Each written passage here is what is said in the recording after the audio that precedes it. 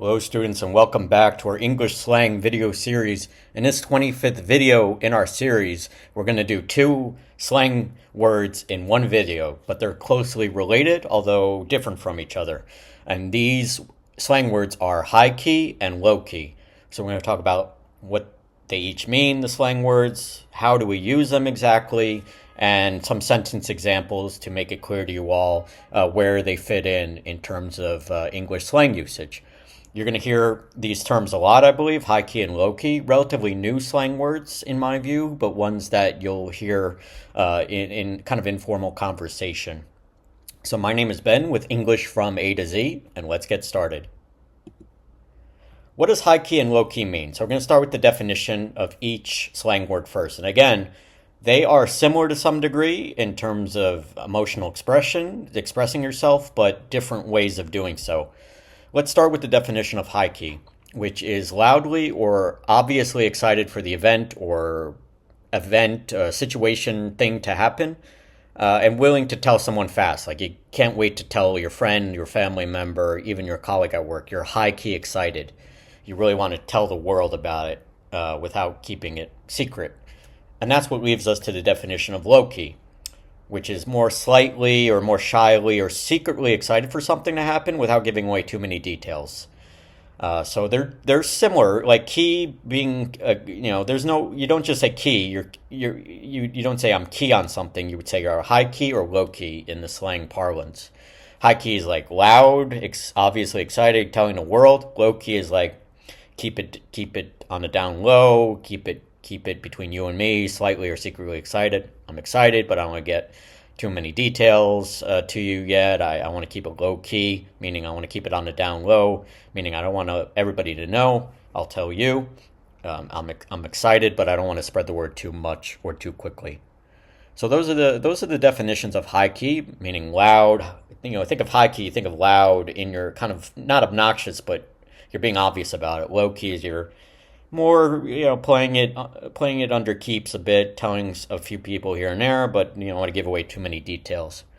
Now, how these slang words are used, it's, again, to describe something or some event or some happening in your life you're generally excited for, but in terms of your enthusiasm level, which will differ. Low key, as I mentioned a bit, but not overly excited. Apologies for the spelling error there. I was excited to record this video, so that should be excited. And high key, super enthusiastic about it. And remember, low key, a little bit low, but not overly excited, and high key, super enthusiastic about it. So those are how the slang words are used. And you're talking about events in your life, things that are happening at work or at home. Mainly good. So when you're high key or low key, you're excited, you're enthusiastic, you're feeling good about what's coming. But there's different levels to excitement, right? So high key is you're really excited, low key is you're excited, but you don't want to give away too much. Maybe you're waiting on more details about what's going on. So let's look at some sentence examples with high key and low key to make it a little bit more obvious beyond the definitions and the meanings and the usage. So some sentence examples here, high key, obvious, loud, no shame. High key means like you're like number one here. It's a good example. I'm high key ready for my upcoming vacation to Iceland. If you're going to Iceland, beautiful vistas, scenery, mountains, rivers, geysers, springs, hot springs, excuse me. You're high key, you're really excited for your upcoming vacation to Iceland. And again, this is key, but after the subject, in this case I, in both sentences, I'm or I, high key comes after, and then before the verb like to want or to be ready in this case. So high key usually comes towards the beginning of a sentence. Sometimes it can come towards the end, but in these two cases, right after the subject being I. So keep that in mind. It's even for low key, which we'll cover in a bit. But low key, again, is secret, subtle, somewhat private, between one person and you. Something you don't really want to brag about too much yet, or just, you don't want to shout to the world, basically. But before we do that, sorry, I forgot the second example here is I high key want to quit my job and move to a beach town tomorrow. I'm finished with the job. I'm not getting promoted. I'm not getting a bonus. My performance isn't being recognized. I high key, I really want to quit my job and move to a beach town tomorrow. and I'm sure a lot of us have been there. So I high key want to quit my job. Is you're being enthusiastic, you're being excited, you really want to do something, you're going to tell the world about it, you're that fed up with your job, you high key want to quit your job and move to a beach town tomorrow. So high key is like obvious, loud, no shame. You'll tell everyone, or at least you'll tell it out loud. You want to tell them your plans, what you're going to do, whether that's vacation, whether that's quitting your job, and you're not shame. You're not being shamed. You're not showing any shame or anxiety or hesitance about it. You're really going for it. So high key is like you're really pushing for it. You're 100% going to do it, and you want everybody to know. Low key, again, I mentioned it, but secret, subtle, somewhat private, down, kind of like the down low, keeping it to a whisper or keeping it quiet. It also could be downplaying your obsession. In this case, I'm low key obsessed with Costco and a number of things you can buy here. So Costco, for those of you who don't know, it's a big box store. There's tons of food and huge portions of items or huge packages of items. You can buy anything at Costco. They have Costco around the world, including in Asia and Latin America, I believe. But in the US, people love Costco. They have memberships. They go every Sunday.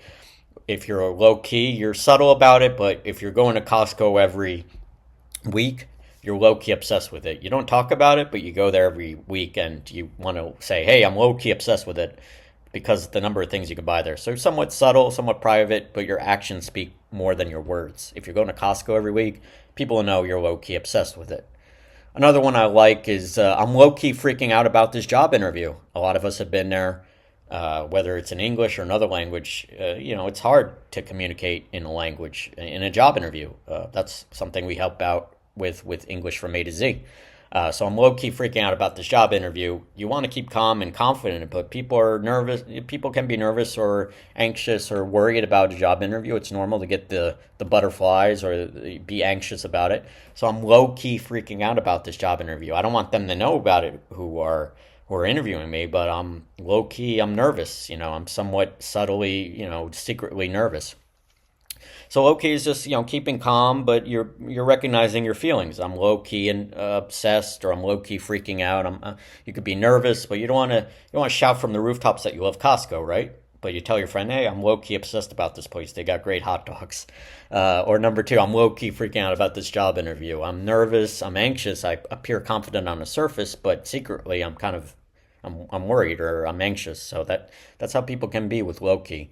Secret, subtle, somewhat private, keeping it to a friend or someone else. You're not shouting about, you're not being loud about Costco, or you're not being loud about your job interview anxiety. You're just keeping it more subtle, down to earth, somewhat private. So those are some key sentence examples for the meaning behind high key and low key. Very, similar in that you're excited about something, but different in that your levels of excitement or your levels of sharing.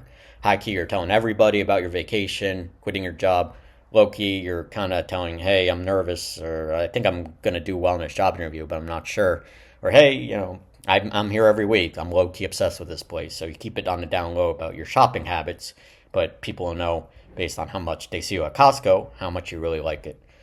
So those are some sentence examples with high key and low key slang. And people of all ages tend to use high key and low key. This is not a millennial or Gen Z thing, I think. I've heard it from people of various ages. And it's a slang term that's been around for a while, in my view. Most common in the United States, I believe, but maybe people from the UK, Canada, and Australia, if you watch this video or you know someone in those countries, maybe they use it as well.